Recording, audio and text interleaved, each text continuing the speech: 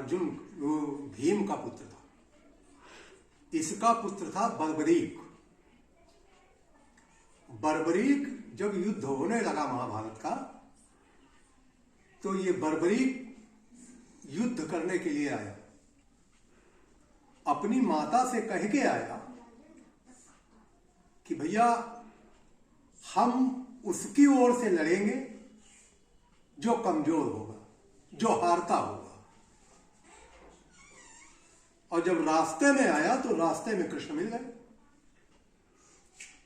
तो कृष्ण ने उससे पूछा कि भाई दोनों सेनाओं का संहार आप कितनी देर में कर सकते हैं? पांडव भी थे वहां। तो को कहा कि 1 घंटा, को कहा कि पलक झापते, को कहा, अर्जुन ने कहा कि पलक झपकते। बर्बरीक बैठा हुआ था, उसने कहा हम दोनों सेनाओं का संहार केवल पलक झपकते हुए कर सकते हैं। कृष्ण ने कहा भैया ऐसे काम तो नहीं चलेगा, इसे परीक्षा देनी होगी। एक पीपल का पेड़ था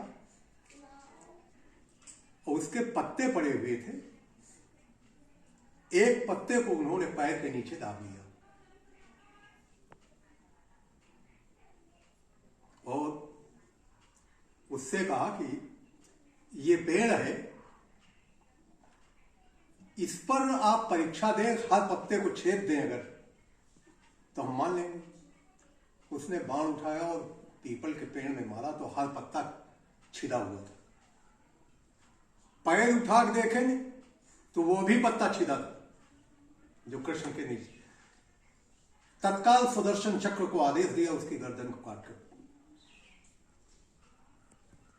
बर्बरीक की गर्दन को काट दिया कृष्ण ने। भीम ने कहा भैया हमारे पुत्र को तुमने क्यों मार दिया? कहें इसका प्रण था कि हम हारे का सहारा बनेंगे, तो अगर तुम जीते लगते तो वैसे लड़ जाते। इसका मरना जरूरी था।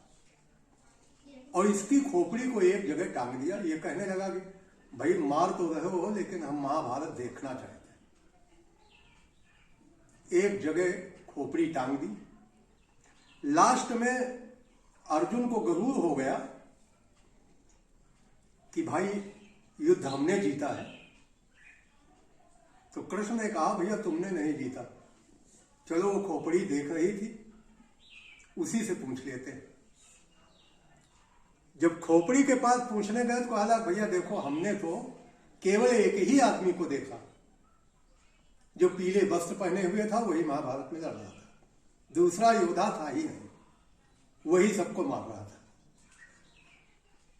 अब खाटू श्याम ने कहा प्रभु हमको तुमने क्यों मार दिया? तो उन्होंने कहा ठीक है, आज से कलयुग में तुम्हारी पूजा होगी, मेरे नाम के साथ ही तुम्हारी पूजा होगी, और आज से तुम खाटी श्याम कहे जाओगे।